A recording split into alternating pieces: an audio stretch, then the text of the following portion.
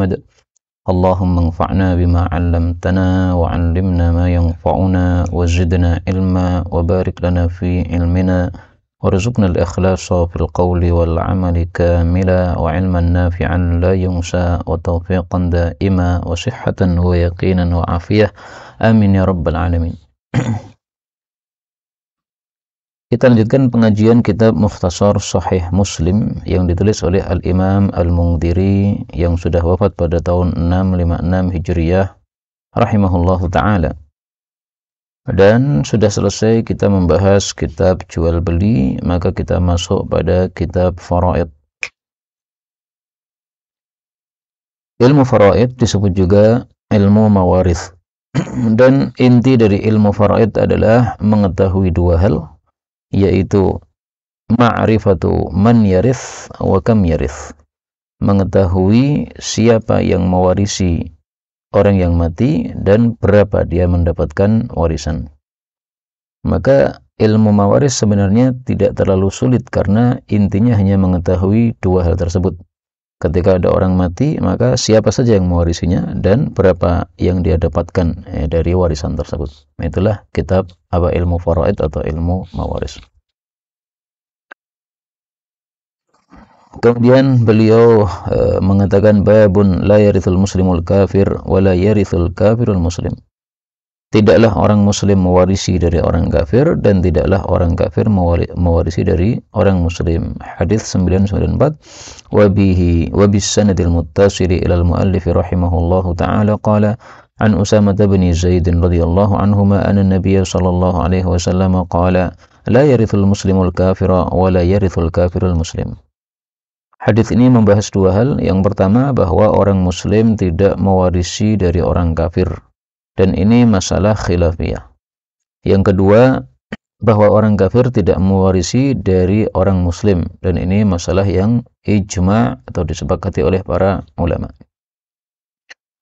Adapun masalah yang pertama, yaitu orang muslim tidak mewarisi dari orang kafir, ini adalah pendapat mayoritas ulama rahimahumullahu ta'ala, termasuk di antara mereka adalah madzhab arba'ah.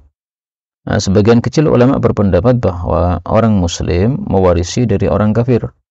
Berdasarkan sabda Nabi sallallahu alaihi wasallam, beliau mengatakan, "Al-Islamu ya'lu wa la yu'la." Islam itu unggul, tidak diungguli. Maka dijawab oleh mayoritas para ulama bahwa hadis itu hanya bicara tentang fadilah agama Islam, tidak bicara sama sekali dengan masalah warisan. Adapun hadis ini sharih, sahih, sangat jelas dan sahih membicarakan warisan, yang menegaskan bahwa muslim tidak mewarisi dari orang kafir. Dan orang kafir ada dua macam, ada kafir asli, ada kafir murtad. Semuanya masuk di sini ya. Maka kafir asli, misalnya Yahudi Nasrani, kemudian anaknya masuk Islam, nah, maka ketika bapaknya mati, dia tidak mewarisi dari bapaknya tersebut, karena bapaknya kafir.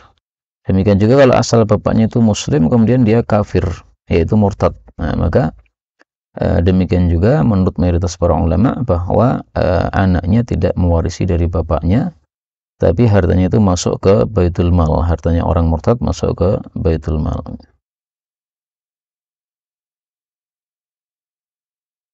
Tapi untuk yang murtad ini khilafiyahnya lebih ringan ya, karena mazhab Abu Hanifah mengatakan orang yang murtad diwarisi oleh orang muslim, karena asal orang murtad tadi asalnya adalah agamanya Islam, sehingga masih ada hubungan antara si mati dengan ahli warisnya, yaitu sama-sama dulu pernah menjadi seorang muslim.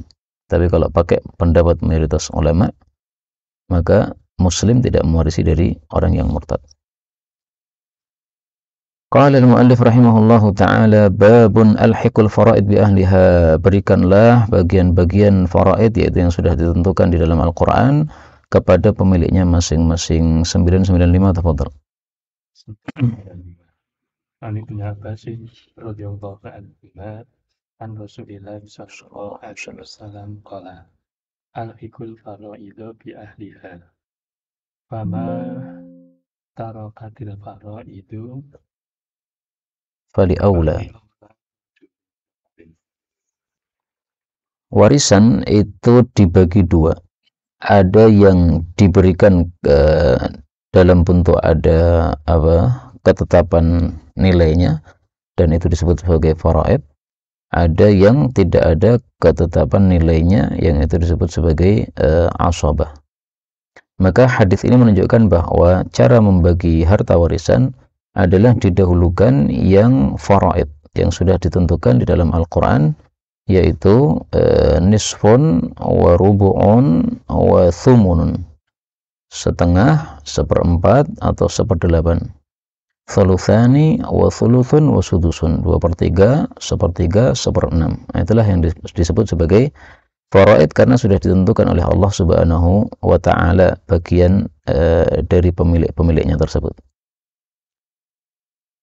Para ulama fikih memberikan ringkasan faraid itu dengan kata-kata nisfun wa nisfuhu wa nisfu nisfihi, thuluthani wa nisfuhu wa nisfu nisfihi. Nisfun separuh, wa nisfuhu separuhnya yaitu seperempat, wa nisfu nisfihi separuhnya berarti seperdelapan.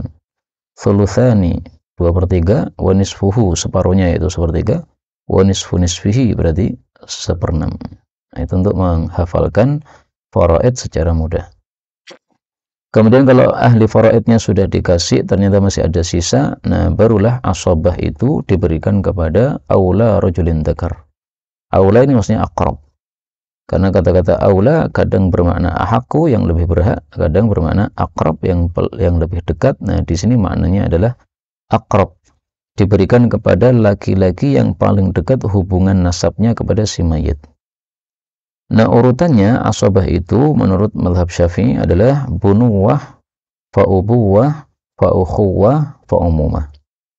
Bunuwah, anak. Berarti yang paling dekat dengan mayit adalah anaknya sendiri. Anak ke bawah ya, anak, cucu, dan seterusnya. Kalau anak tidak ada, baru ubuwah, bapak. Bapak juga ke atas, bapak, kakek, dan seterusnya. Kalau kakek tidak ada, maka ukhuwah, saudaranya si mayit. Dan saudara si mayit juga ke bawah, yaitu anaknya saudaranya. Berarti apa itu ya? Anaknya saudara, berarti keponakan. Nah, kalau ukhuwah tidak ada, baru kemudian umumah, paman. Nah, paman pun juga ke bawah, yaitu kalau paman tidak ada, maka berarti siapa itu? Sepupu ya.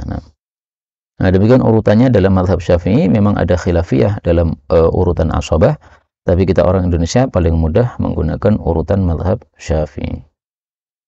Adapun di sini Nabi mengatakan rajulin dzakarin, rajul laki-laki, dzakar juga laki-laki, maka para ulama berselisih pendapat kenapa disebutkan dzakar setelah ada kata-kata rajul. Ada yang mengatakan takkid saja. Ada yang mengatakan untuk menunjukkan ilatnya kenapa laki-laki itu yang berhak mendapatkan asabah, yaitu karena dzukuriyahnya, karena kelelakiannya. Karena laki-laki itu memiliki kewajiban-kewajiban yang tidak ditanggung oleh wanita. Nah, sehingga inti dari berhaknya asabah berupa laki-laki adalah karena dzukuriyahnya, maka disebutkan oleh Nabi sallallahu alaihi wasallam. Pendapat yang ketiga mengatakan kata-kata zakar ini untuk menghilangkan adat jahiliyah, di mana adat jahiliyah zaman dulu yang bisa mewarisi yang harus dewasa dan laki-laki. Sehingga di masa jahiliyah wanita tidak berhak mendapatkan warisan, dan anak laki-laki yang belum dewasa juga tidak berhak mendapatkan warisan. Nah, maka supaya menghilangkan adat tersebut, Nabi katakan zakar, karena zakar ini mencakup dewasa maupun yang masih anak-anak. Kalau rajul itu kan artinya kan laki-laki dewasa. Babun mirathul kalalah, bab warisan kondisi kalalah. Kalalah diperselisihkan tafsirnya oleh para ulama, tapi kita pakai yang masyhur saja, yaitu yang mati sementara tidak ada bapak yang mewarisi dan tidak ada anak yang mewarisi. Tidak ada aslun atau far'un yang mewarisi. Disebut kalalah dari kata-kata kalla, yaitu meliputi, karena dia diwarisi oleh orang-orang sampingnya sehingga dia terliputi. Biasanya orang mati diwarisi oleh bawah sama atasnya, yaitu anak sama bapaknya. Tapi di sini bapak anak tidak ada, berarti yang mewarisi adalah orang-orang sampingnya. Nah, maka disebut kalalah karena itu. 99 fadhal. عن جابر بن عبد الله رضي الله عنهما قال dakhala alayya Rasulullah sallallahu alaihi sallallahu wasallam. alaihi wasallam wa ana maridun la a'qil. Fatawaddu'a fasubbu alayya min wudu'ihi. Wadu'ihi. Fasubbu alayya min wudu'ihi. Fa'aqaltu faqultu ya Rasulullah innama yarithuni kalalatun. Fanazalat ayatul mirati. Faqultu li Muhammad ibn al-Munkathiri yastaftunaka qulillahu yuftikum fil kalalah. Qala hakadha unzila. Ya.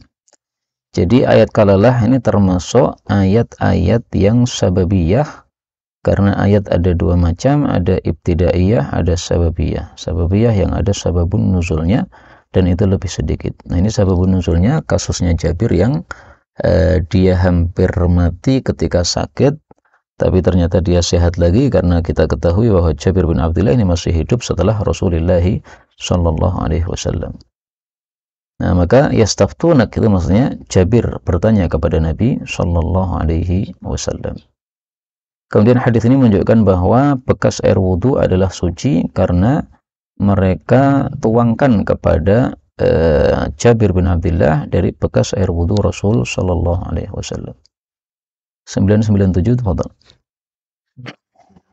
Kan ba'da Ibni Abi Talhata anna Umar bin Al-Khattab radhiyallahu anhu khutbah yauman Jumatin wa dzakara Nabiyya sallallahu alaihi wasallam wa dzakara Abu Bakr thumma qala inni la ata'u ba'di syai'an ahamma indi minal kalalati ma raja'tu Rasulullah sallallahu alaihi wasallam bi syai'in ma raja'tuhu fil kalalati wa ma agladoli fi syai'in ma agladoli fi hatta ta'ana bi isba'ihi fi sadri wa qala ya Umar ala takfika ayatus saif allati fi akhiri suratin nisa wa inni in a'is aqdi fiha bi qadiyatin yaqdi biha man yaqra'ul qur'ana wa man la yaqra'ul qur'ana.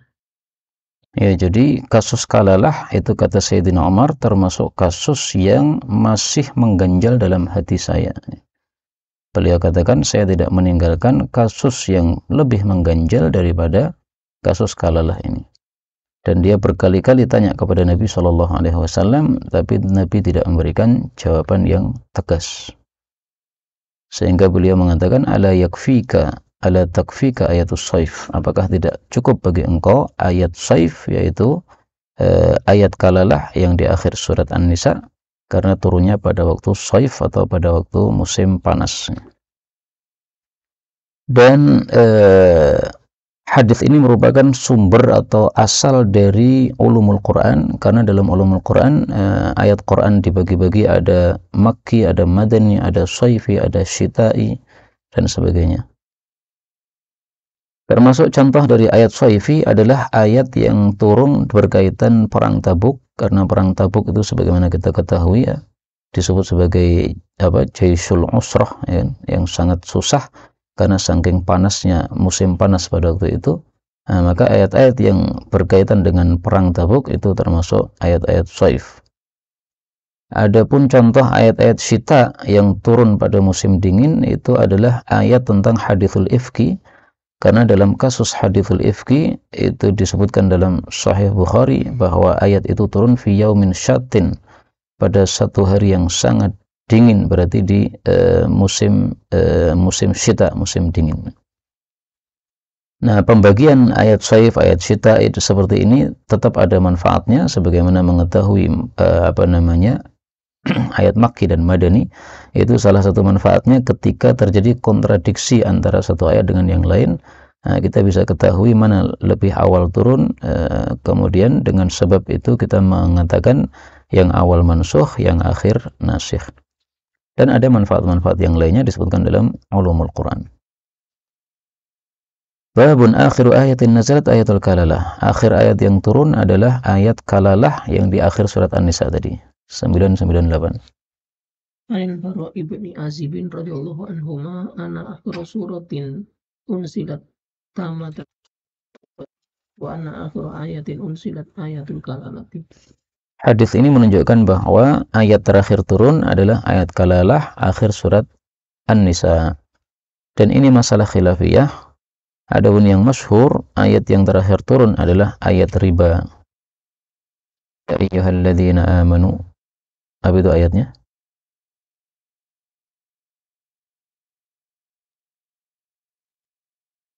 Surat Al-Baqarah yang akhir itu.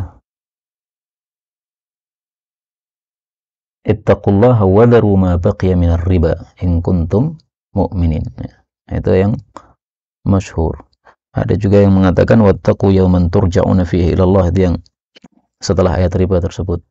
Ada juga yang mengatakan ayatul dain yang paling panjang dalam surat Al-Baqarah. Ala kulli hal khilafiyah yang tempatnya di ulumul Quran. Ada juga yang mengatakan ayat terakhir turun adalah akhir dari surat At-Taubah. Laqad ja'akum rasulun min anfusikum, yang saudara-saudara kita NU suka membacanya dengan meletakkan tangan di bagian hati. Nggak ngerti ya kenapa begitu ya. Tapi ini adat yang kita lakukan dulu atau kita lihat dulu di pesantrennya Ustadz siapa itu? Maftuhin Saleh Nadwi ini.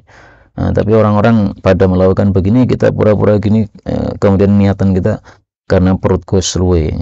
Jadi bukan niatan apa-apa sama sekali. Karena orang-orang begitu ya kita pakai lah, nggak ikut-ikutan gitu. Nah, tapi sebagian teman kita sukanya di belakang supaya tidak ikut melakukan amalan tersebut. Kemudian hadis ini menunjukkan bahwa akhir surat yang turun tapi secara sempurna itu adalah surat At-Taubah. Bab man taraka malan faliwarasatih. Bab orang yang meninggalkan harta maka untuk ahli warisnya 999. An Abi Hurairah radhiyallahu anhu anna Rasulullah sallallahu alaihi wasallam kana yu'ta birrajulil mayyiti alaihi dayn fayas'alu hal taraka lidainihi min qada'in fa in huddisa annahu taraka wafa'an shalla alaihi wa illa qala sallu ala sahibikum falamma fatahallahu alaihi al-futuha qala ana aula bil mu'minina min anfusihim faman tuwfiya wa alaihi dainun fa alayya qada'uhu faman taraka malan faliwarasatihi. Hadis ini menjelaskan ayat Quran an-nabiyyu aula bil mu'minina min anfusihim wa azwajuhu ummahatuhum wa huwa abul lahum, dalam qiraah yang syadzah meskipun maknanya sahih karena memang Nabi Muhammad SAW adalah seperti bapak kita sendiri. Dan beliau mengatakan ana lakum bimangzilatil walid u'allimukum, saya bagi kalian seperti bapak yang saya mengajarkan ilmu kepada kalian. Nah, maka tafsiran ayat tersebut an-nabiyyu aula bil mu'minin adalah ini ya. Siapa yang mati meninggalkan tanggungan hutang. Artinya tidak ada warisan untuk melunasi hutang tadi atau warisannya tidak cukup untuk menutup hutang. Nah, maka sisa hutang bukan ditanggung oleh ahli waris tapi ditanggung oleh Baitul Mal. Tapi kalau meninggalkan warisan maka justru diwarisi oleh para ahli warisnya. Nah, ini seandainya ada Baitul Mal maka banyak umat Islam yang miskin yang menanggung hutang sampai mati tidak bisa menanggungnya, akan menjadi solusi yang sangat bagus. Kemudian hadis ini menunjukkan bahwa Nabi Shallallahu Alaihi Wasallam dulu tidak mau mensalatkan jenazah orang yang masih meninggalkan hutang, tetapi menyuruh para sahabat untuk menyalatkan mereka. Jadi tujuannya untuk zajr, untuk menghardik orang supaya tidak mudah berutang sehingga sampai mati meninggalkan hutang. Dan hadis kasus ini mirip dengan orang yang mati bunuh diri, Nabi tidak mensalatkan jenazahnya. Nah, itu bukan berarti kewajiban salat jenazahnya gugur, bukan ya. Tapi maksudnya Nabi meninggalkan salat jenazah untuk orang yang bunuh diri itu karena zajr terhadap perbuatan tersebut. Tapi kewajiban salatnya masih, sehingga berlaku juga hadis seperti ini, sallu ala sahibikum. Karena dalam riwayat Imam Nasai Rasulullah mengatakan amma ana fala usalli alaih. Adapun saya tidak mensalatkan jenazah si mati bunuh diri ini. ditafsiri oleh para ulama seolah-olah Nabi mengatakan amma antum fasallu ala sahibukum. Adapun kalian tetap kalian salatkan ya, karena kalian berbeda dengan saya adalah seorang nabi yang kalau saya mensalatkan jenazahnya orang yang mati bunuh diri menyebabkan orang bermudah-mudah bunuh diri karena mereka mengharapkan doa dari Nabi Muhammad sallallahu alaihi wasallam.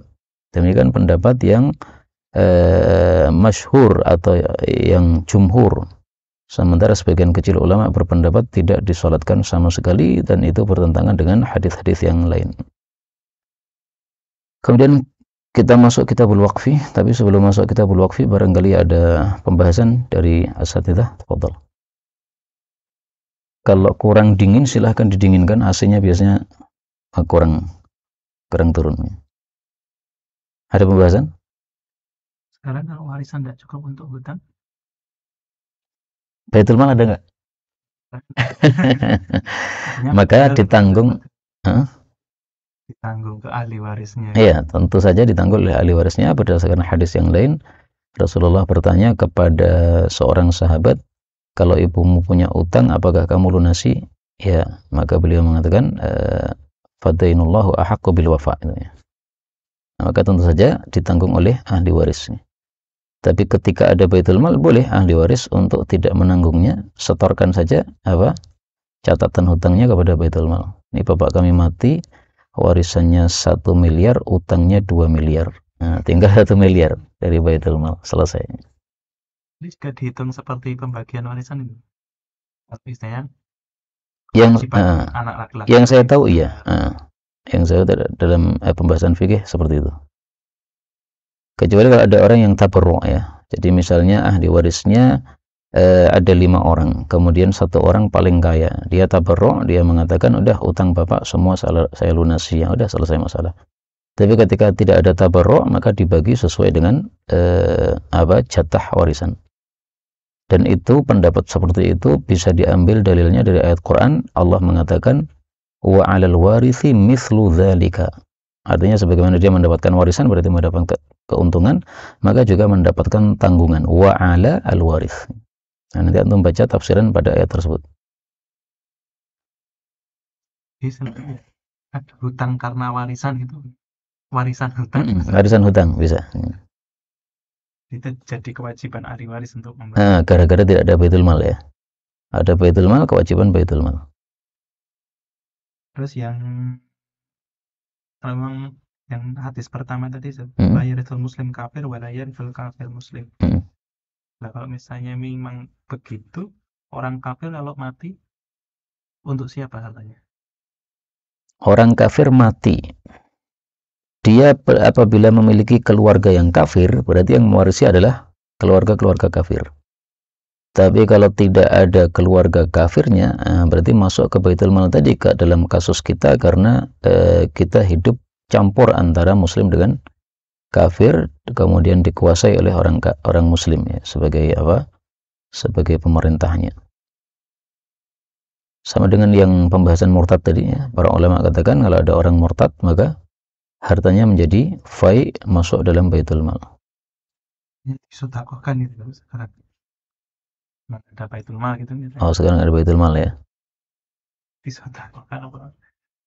Ya wis ra apa-apa. Wallahu a'lam. Paling enak jawabannya wallahu a'lam. Belum pernah baca.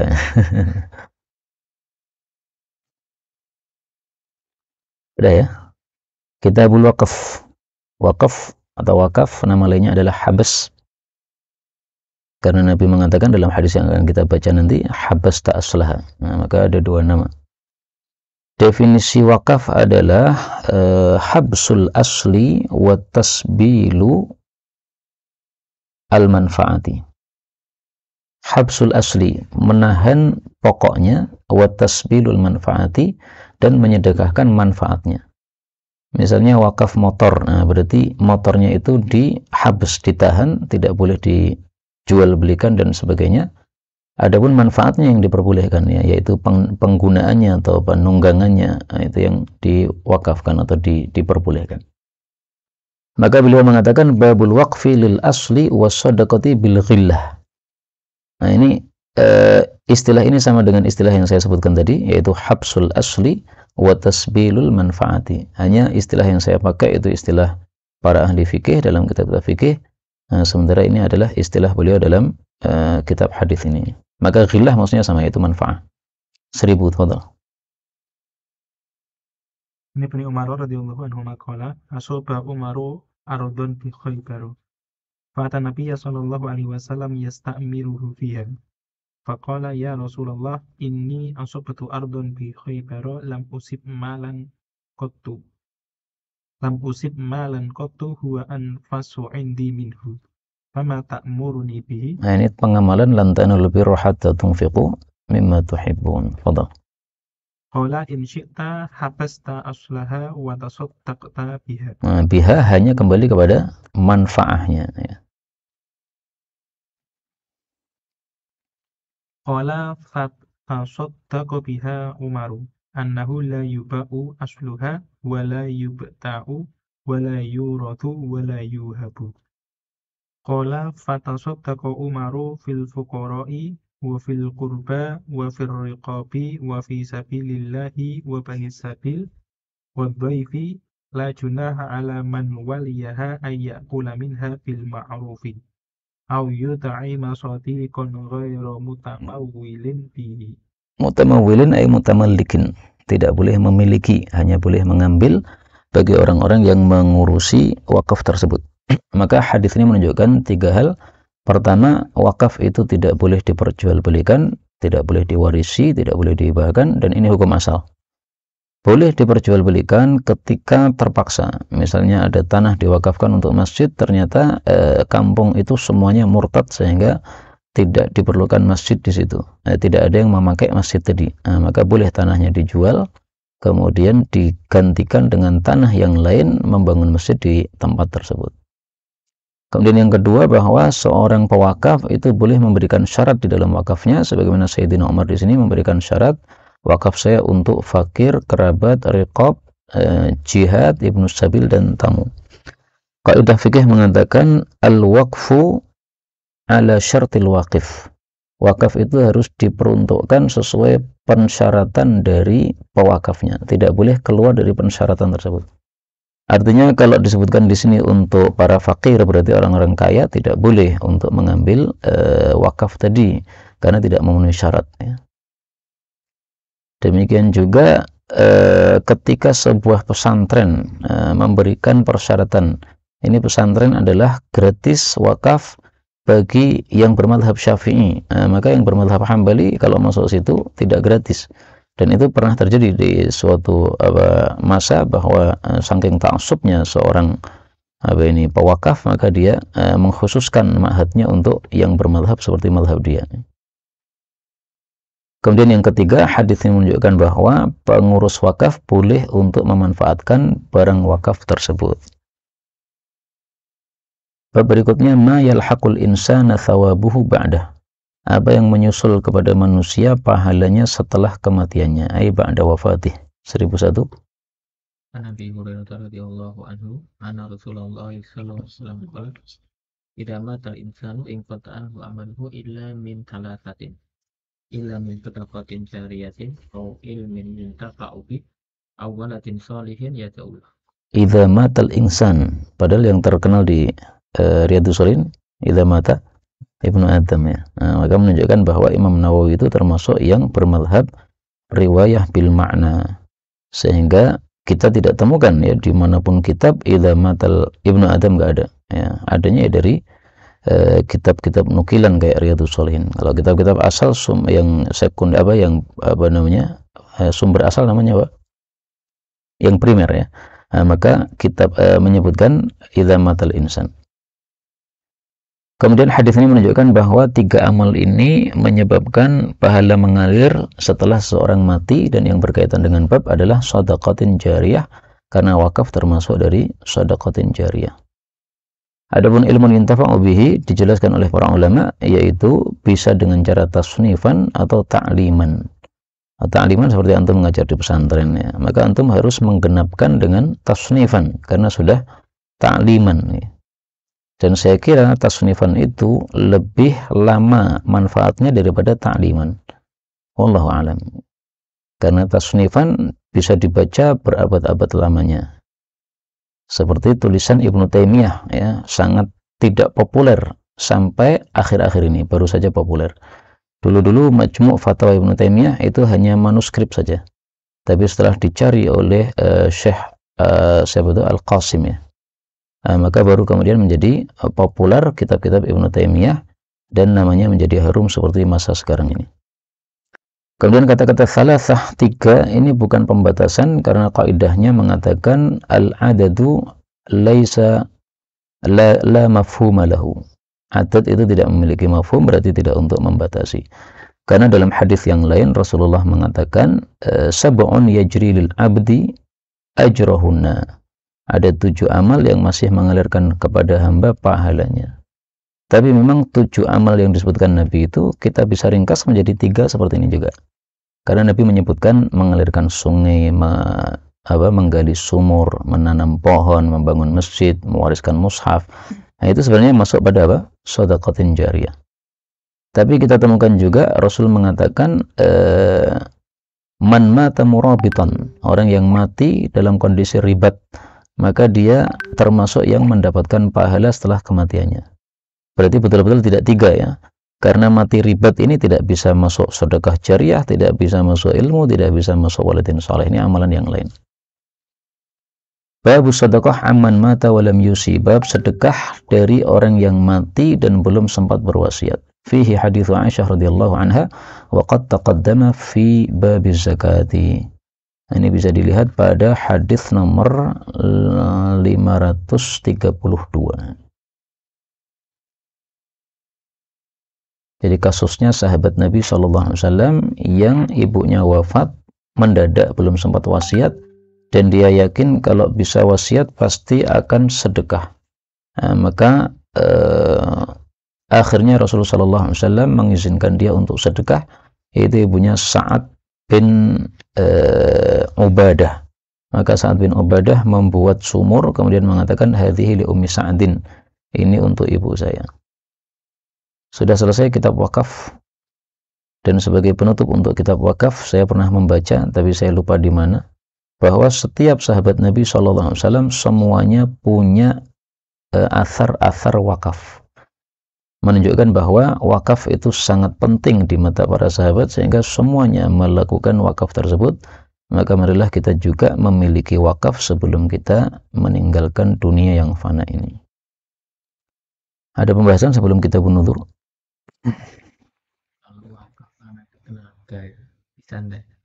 Wakaf tenaga.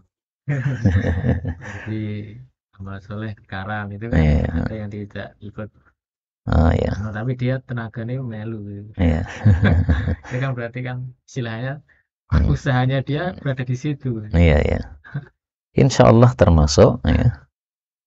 Meskipun tidak disebut wakaf menurut saya.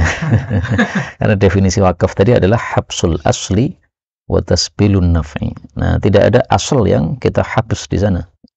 Tapi kita ikut andil di dalam menghabis asal. Ya. Orang-orang menghabis asal kan ada semen dan sebagainya. Nah, mereka habis, tapi kita andil dalam habsul asal. Jadi kita tidak melakukan wakaf, tapi membantu wakaf. Nah, insya Allah sama mendapatkan pahalanya. Hanya mungkin ya lebih kecil lah pahalanya.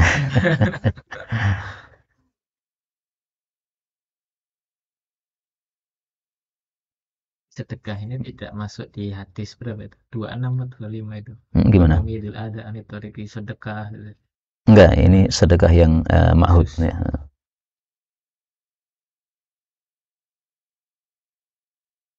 Baik, kita lanjutkan kitabun nazar, kitab tentang nazar. Nazar definisinya adalah ijabul fi'lil masyru' 'ala an-nafsi bil qawli ta'ziman lillah. Mewajibkan suatu perbuatan yang disyariatkan untuk diri sendiri. Berarti asalnya perbuatan tidak wajib. Bil qawli, dengan ucapan. Sehingga kalau dengan hati tidak disebut sebagai nazar. Ta'ziman lillah tujuannya untuk mengagungkan Allah Subhanahu wa ta'ala. Misalnya seseorang mengatakan kalau saya sembuh, saya akan wakaf 10 juta untuk pesantren Karan. Nah, ini sudah disebut nazar karena dia mewajibkan sedekah 10 juta yang itu tidak wajib. Kemudian dia sudah mengucapkan, maka berarti sudah memenuhi syarat sebagai nazar tadi. Babul wafa' bin nadri idza kana fi ta'atillah. Bab menunaikan nazar apabila di dalam ketaatan kepada Allah Subhanahu wa taala. Allah sebutkan dalam Quran yufuna bin nadri wa yakhafuna yawman kana syarruhu mustatira. 1002.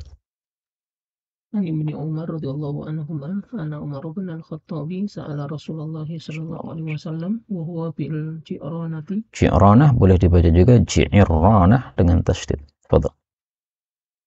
بعد أن رجع من الطائف فقال يا رسول الله إني نذرت في الجاهلية أن أعتكف يوما في المسجد الحرام فكيف ترى؟ قال اذهب فاعتكف يوما. قال وكان رسول الله صلى الله عليه وسلم قد أعطاه جارية من الخمس فلما أعتق رسول الله صلى الله عليه وسلم سبايا الناس سمع عمر بن الخطاب رضي الله عنه أصواتهم يقولون أعتقنا رسول الله صلى الله عليه وسلم فقال ما هذا؟ فقالوا أعتق رسول الله صلى الله عليه وسلم سبايا الناس. فقال عمر يا عبد الله اذهب إلى تلك الجارية fakhalli sabilaha. Khalli sabilaha maksudnya atikha ya. Karena dia ingin memerdekakan budak sebagaimana Rasul sallallahu alaihi wasallam. Ini yang berkaitan dengan bab adalah perkataan Nabi i'takif yauman. Berarti Sayyidina Umar disuruh untuk menunaikan nazarnya. Masalah hadis ini adalah yaitu nazrul kafir. Apakah nazarnya orang kafir itu munaqid terjadi atau tidak terjadi? Sah atau tidak sah? Nah, diperselisihkan oleh para ulama. Sebagian ulama mengatakan nazarnya orang kafir itu terjadi. Karena di sini Nabi menyuruh untuk menunaikan nazarnya, padahal waktu dia bernazar masih kafir. Nah, pendapat ulama yang lain mengatakan nazarnya tidak terjadi. Adapun Nabi memerintahkan di sini maksudnya sekarang kamu lakukan sesuatu yang serupa dengan apa yang kamu nazarkan. Adapun hukum melakukannya apa? Tidak wajib ya, karena ini bukan dalam bab menunaikan nazar, tapi dalam bab melakukan semisal apa yang sudah dinazarkan. Hukumnya hanya mustahab saja. Kemudian dalam hadis ini juga ada pembahasan tentang i'tikaf. Apakah i'tikaf itu sah tanpa puasa ataukah harus dengan puasa? Karena dalam hadis yang lain atau riwayat yang lain disebutkan an a'takifa lailatan. Saya bernazar i'tikaf semalam. Nah, oleh Nabi disuruh silahkan i'tikaf. Nah, berarti dia i'tikafnya tanpa puasa karena malam itu bukan waktunya untuk puasa. Dan itulah mazhab Syafi'i yang mengatakan bahwa i'tikaf sah tanpa puasa. Adapun mayoritas ulama mengatakan tidak sah i'tikaf kecuali disertai dengan puasa. Jadi di sini mazhab Syafi'i bertentangan dengan mazhab yang lain. Dalam Bulughul Maram kita lihat ada hadis yang mengatakan minas sunnah, termasuk sunnah Nabi al-i'tikafa illa bisawm. Tidak ada i'tikaf kecuali disertai dengan puasa. Tapi menurut para ulama ahli hadis kalimat tersebut itu adalah yang kuat itu sebagai hadis mauquf, yaitu hanya pendapat Aisyah radhiyallahu anha, bukan dari sunnah Rasul sallallahu alaihi wasallam. Tapi meskipun demikian itulah mazhab jumhur sesuai dengan pendapat Sayyidatuna Aisyah radhiyallahu taala anha. Kemudian hadis ini menunjukkan fadilahnya Sayyidina Umar. Dia sangat semangat untuk melakukan apa yang dilakukan oleh Nabi, sehingga mendengar Nabi memerdekakan budak, beliau pun juga langsung ikut memerdekakan budaknya. Saya barusan baca di dalam kitab Siyar A'lamin Nubala, dalam biografinya Aun bin Abdillah. Dia punya seorang budak wanita yang sangat terkenal indah suaranya, sehingga ditawar dengan harga 1.000 dinar. 1 dinar itu berapa? 4 juta. Nah, ini harganya 1.000 dinar. Tapi dia tidak mau menjual budak tadi. Nah, kemudian suatu saat dia mengatakan, wahai budak, namanya Bushrah. Wahai Bushrah, kamu sudah ditawar oleh orang dengan harga 1.000 dinar. Karena suaramu yang indah. Tapi saya tidak mau menjual kamu. Silahkan kamu sekarang pergi, kamu sudah bebas untuk Allah Subhanahu wa Ta'ala. Nah, kita bayangkan nih, kalau dijual 1.000 dinar, berapa duit itu nih? Masya Allah. Jadi para ulama zaman dulu memang sangat zuhud terhadap dunia, sehingga dunia sama sekali tidak ada dalam hatinya. Yang itulah yang menyebabkan mereka selamat dari fitnah-fitnah yang ada. Sebagaimana sabda Nabi SAW, Naja awwalu hadhil ummah bizuhdi wal yaqin. Yang menyebabkan umat terdahulu selamat adalah 2 sifat, yaitu zuhud dari dunia dan yakin kepada Allah Subhanahu wa Ta'ala. Ini perlu kita minta kepada Allah, Allahumma rabbi zidni ilman wa yaqina. Sebagaimana doanya Ibnu Mas'ud. Beliau biasanya membaca doa tersebut, Rabbi zidni ilman, in dalam Quran surat Taha, kemudian beliau tambahi sendiri wa yaqina. Babul amri biqada'in nadhri, bab perintah untuk menunaikan nazar. 1003, tafadhal. Ya Basim radhiyallahu anhu annahu qala istafta Sa'd bin Ubadah Rasulullah sallallahu alaihi wasallam fi nadrin kana ala ummihi ufiyat qabla an taqdiya. Qala Rasulullah sallallahu alaihi wasallam faqdihi anha. Hadis ini menunjukkan wajibnya menunaikan nazar atau utang nazar dari orang yang mati, sebagaimana dilakukan oleh Sa'ad bin Ubadah. Dia adalah tokohnya Khazraj. Adapun Sa'ad bin Mu'adz adalah tokohnya Aus. Babun fi man nadhara ayyamsya ilal Ka'bah. Bab orang yang bernazar berjalan kaki menuju Ka'bah, yaitu untuk ibadah. Berarti ini ada satu amalan baik, ibadah haji atau umrah, tapi berjalannya ini bukan amalan baik karena menyiksa diri sendiri. Fadhal. An Ubadah bin Amir radhiyallahu anhu annahu qala nazarat ukhti an tamshiya ila baitillahi hafiyatan fa amaratni an astaftiya laha Rasulullah sallallahu alaihi wasallam fastaftaituhu faqala litamshi wal tarqab. Hadis ini zahirnya bertentangan dengan hadis setelahnya, maka kita baca dulu hadis setelahnya 1005. Radhiyallahu anhu anna Nabi sallallahu alaihi wasallam ra'a shaykhan yuhada baina ibnayhi faqala ma balu hada qalu nadara ayyamshiya qala innallaha an ta'di fi hada nafsahu la ghaniyun wa amarahu ayyarkaba. Ya, jadi pertentangannya karena pada kasus yang pertama, wanita ini bernazar untuk berjalan ke Baitullah, oleh Nabi disuruh berjalan plus menunggang kendaraan. Tapi dalam kasus yang kedua, Nabi menyuruh orang yang bernazar yang sama, yaitu untuk berjalan kaki, disuruh untuk menunggang saja, tidak usah berjalan. Nah, maka seperti berbeda ya. Karena itu oleh para ulama dijawab bahwa hadis yang pertama ini berkaitan dengan orang yang mampu berjalan. Sehingga maksud Nabi litamshi, hendaklah dia berjalan, yaitu pada saat dia mampu berjalan. Ketika sudah lelah, wal tarkab, silahkan menunggangi kendaraannya. Jadi perempuan ini menggabungkan antara ketaatan dan kemaksiatan. Ketaatannya adalah nazar untuk umrah atau haji, ini ketaatan. Adapun kemaksiatannya dua ya. Yang pertama, dia menyiksa diri dari tempat yang jauh, mewajibkan untuk berjalan kaki, padahal ini berarti sama dengan menyiksa diri sendiri. Kemudian yang kedua, dia bernazar tidak pakai jilbab juga, padahal dalam hadis yang lain disebutkan seperti itu, supaya dia lebih sempurna katanya ya dalam ibadah tadi, sehingga panasnya matahari dia rasakan di dalam ibadah tersebut karena tanpa jilbab. Nah, maka oleh Nabi dia disuruh melakukan yang bagian taatnya dan disuruh untuk meninggalkan bagian maksiatnya.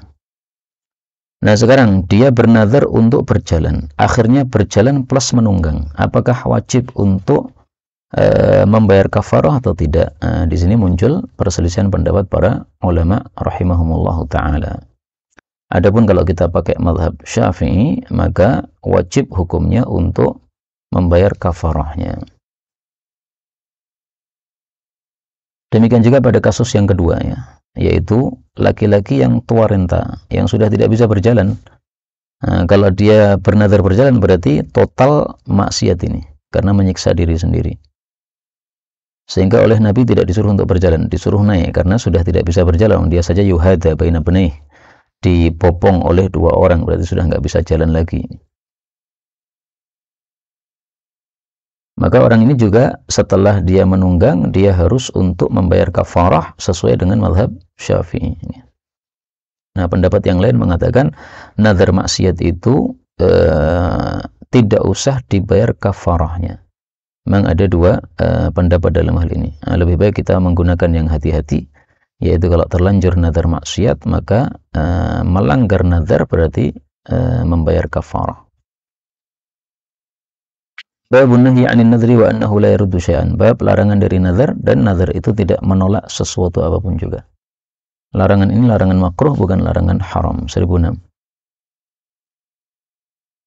An Ibnu Umar radhiyallahu anhuma an Nabi sallallahu alaihi wasallam annahu naha 'anil nadri wa qala innahu la ya'ti fi khairin wa innama yustakhraju bihi minal bakhili. Hadis ini menunjukkan bahwa nazar itu hukum asalnya adalah dilarang, tetapi larangannya tadi ya makruh, bukan haram. Kenapa makruh? Karena menunjukkan kebakhilan. Dia tidak mau sedekah 10 juta kecuali sembuh dari sakitnya. Ini menunjukkan bakhilnya. Karena itu nazar bisa dibagi dua. Nazar mu'allaq, yaitu yang dikait-kaitkan dengan sesuatu yang dia harapkan, maka itulah yang makruh. Kalau saya sembuh, saya sedekah 10 juta, ini makruh, karena menunjukkan bakhil. Nazar yang kedua, nazar yang ghairu mu'allaq. Nah, maka nazar seperti ini tidak termasuk yang dibicarakan oleh hadis ini. Misalnya seorang santri bernazar, saya akan hafalkan 30 juz. Tujuannya supaya semangat aja ya, karena sudah bernazar otomatis dia wajib melakukan. Kalau tidak melakukan nanti malah bayar kafarah. Nah, maka dengan nazar tersebut dia tujuannya hanya untuk menyemangati diri, maka ini tidak termasuk yang makruh sama sekali. 1007 an Abi Hurairah radhiyallahu anhu anin Nabi sallallahu alaihi wasallam qala inna an-nadhra la yuqarribu min ibni Adam syai'an lam yakunillahu qaddarahu lah. ولكن النذر يوافق القدر فيخرج بذلك من البخيل ما لم يكن البخيل يريد أن يخرج. Sama dengan di sebelumnya. Babun la wafa'a li nadhrin fi ma'siyatillah. Tidak ada penyempurnaan nazar atau pelaksanaan nazar dalam maksiat kepada Allah. Wala fi ma la yamlikul 'abd. Tidak pula pada apa yang tidak dimiliki oleh seorang hamba.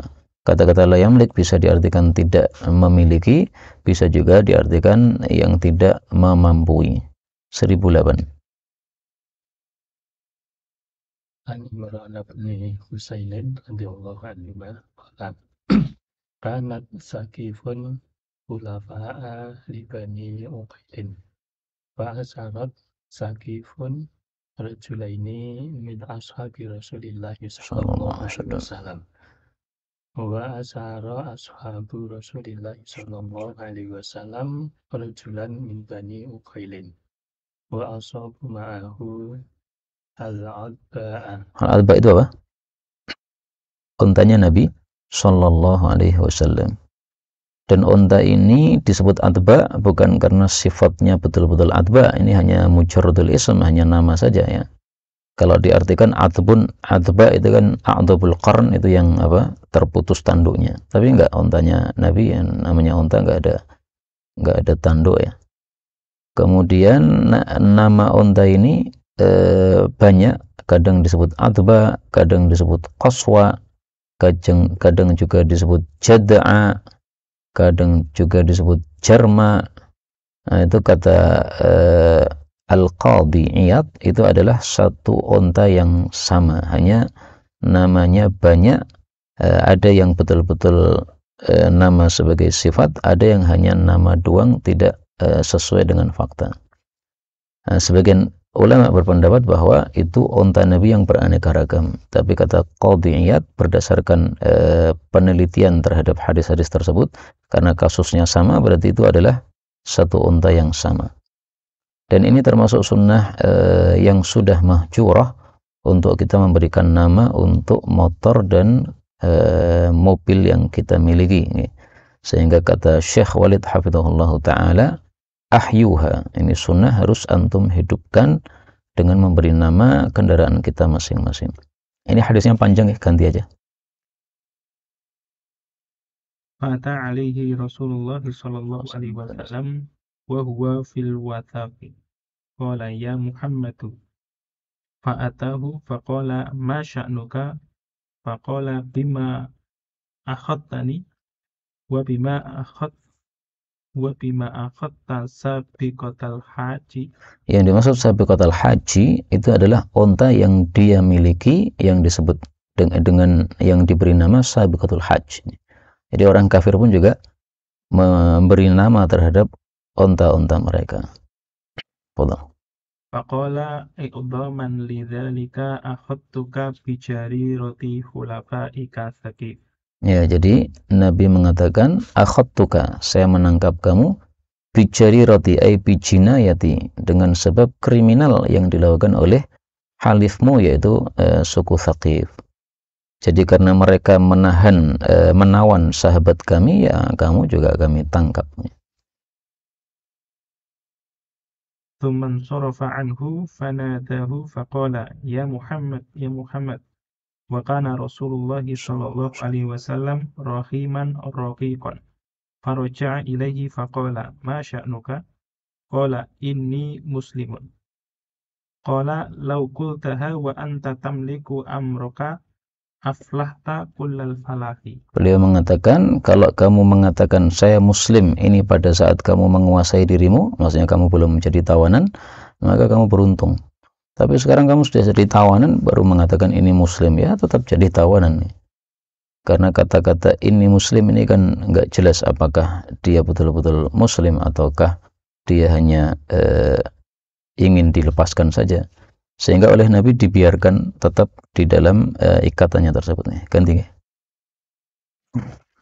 Surafa anadahu faqala ya Muhammad ya Muhammad. Fa'atahu faqala ma sa'nuka? Qala inni ja'iun fa'at'imni wa dum'an fa'askini. Qala hadihi hajatu. Nah, baru ketahuan kan, ternyata dia hanya pengen makan aja sebenarnya. Maka akhirnya diberikan makan dan minum oleh Nabi sallallahu alaihi wasallam. Fa futiya bi rajulaini qala wa usirat imra'atun minal ansari wa usibatil asba'u. Fakanatil mar'atu fil wasafi wa kana al-qawmu yurihuna na'amahum baina yaday buyutihim fanfalatat data lailatin minal wasafi fa'atatil ibila faja'alat idha tanat minal ba'iri rogo. Rogo itu apa? Rogo suara ya. Jadi ketika didekati, maka unta itu bersuara. Maka si perempuan ini tidak jadi mengambil unta tadi, karena kalau dia nekat mengambil unta nanti akan ketahuan oleh orang-orang yang menawannya. Ini perempuan Ansar, saya nggak tahu siapa dia. Yang jelas dia seorang perempuan yang memiliki fadilah yang besar ya, karena dia bisa lepas dari tawanan orang-orang tersebut, tahanan orang-orang tersebut, bahkan menyelamatkan untanya Rasulullah sallallahu alaihi wasallam. Fadhal. Atrukuhu hatta tantahiya ilal asba'i Adba'i falam taruhu. Qala wa hiya naqatun munawwaqatun. Nah, jadi atba adalah seekor unta betina yang munawwaqah. Munawwaqah itu muzallalah, yang bisa ditundukkan. Dalam riwayat yang lain naqatun mudarrabah, unta yang sudah terlatih. Nah, sehingga ketika dipegang orang itu dia tidak berteriak sama sekali, dia santai aja. Waqa'adat fi ajuziha summa jajaratha fantalaqat wa nadiru biha. Nadhiru biha ay alimu biha, konangan ya. Fatolabuha fa'ajazathu. Sampai di sini ganti ya. Qala wa nadarat lillahi azza wa jalla inna jahallahu 'alaiha latanharannaha falamma qadimatil madinata ra'ahan nasu faqalu al-atba'u naqatu rasulillahi sallallahu alaihi wasallam faqalat innaha nadarat inna jahallahu 'alaiha latanharannaha fa'atau rasulullahi sallallahu alaihi wasallam fadzakaru dzalika subhanallah bi'sama jazatha nadarat lillahi inna jahallahu 'alaiha latanharannaha la wafa'a binadrin fi maksiatin wala fima la yamlikul abdu. Ya, ini termasuk yang la fima la yamlikul abd. Ini unta bukan milik kamu tapi milik Nabi SAW. Kamu bernadar untuk menyembelihnya. Nabi katakan tidak boleh melakukannya karena berarti menyembelih sesuatu yang bukan miliknya. Maka la yamlik di sini lebih cocok diartikan apa? Tidak memiliki. Tapi nanti di kasus yang lain ya la yamlik yaitu yang tidak mampu melakukan. Misalnya seseorang disebutkan oleh para ulama bernadar untuk terbang, memang bisa terbang ya, yang nggak bisa terbang manusia nggak punya sayap. Itu termasuk nadar yang la yamlik, yang dia tidak mampu untuk melakukannya. Adapun nadar maksiat maka sudah dijelaskan tadi khilaf di antara para ulama apakah wajib untuk membayar kafarahnya ataukah tidak. Nah, sebab perselisihan ini adalah karena masalah sebelumnya, yaitu apakah nadar maksiat itu munakid atau tidak munakid. Kalau kita mengatakan nadar maksiat itu munakid, otomatis ketika kita meninggalkan nadar maksiat tadi karena memang tidak boleh berbuat maksiat, ya otomatis ada kafarahnya karena sudah munakid. Tetapi ketika kita berpendapat bahwa nadar maksiat itu tidak munakid, berarti tidak ada kewajiban untuk membayar kafarah.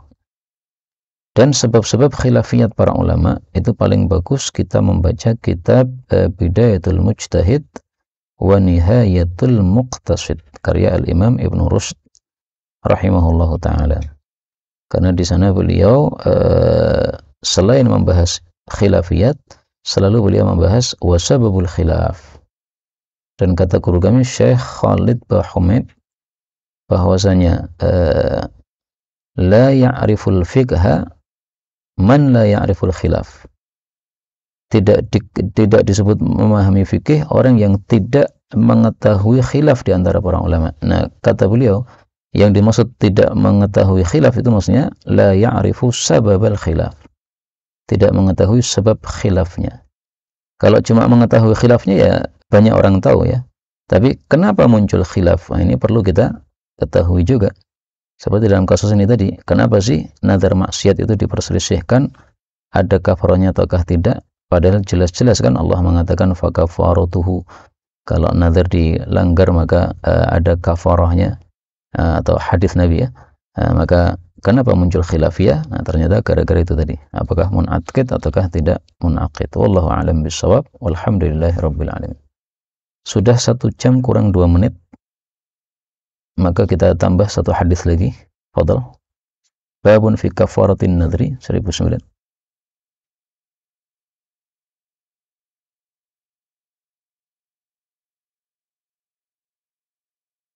An Ubadah bin Amir radhiyallahu anhu an Rasulillah sallallahu alaihi wasallam qala kafaratun nadri kafaratul yamin. Kafaratul yamin disebutkan oleh Allah di dalam surat Al-Maidah ayat 89. Yang intinya kafaratul yamin itu 2 tingkatan. Yang pertama adalah mukhayyarah, yang kedua adalah murattabah. Adapun mukhayyarahnya fakafaratuhu it'amu 'asharati masakin min awsati ma tut'imuna ahlikum aw kiswatuhum aw tahriru raqabah. Ini bebas milih. Ketika salah satu dari 3 ini tidak bisa dilakukan, baru kafarah murattabah, yaitu faman lam yajid fasyamu 3 ayyam. Maka kafaratul yamin itu menggabungkan antara mukhayyarah dengan murattabah. Sebagian kafarah hanya mukhayyarah, sebagian kafarah lagi hanya murattabah. Wallahu a'lam bishawab, walhamdulillahi rabbil alamin. Ada pembahasan? Fadhal.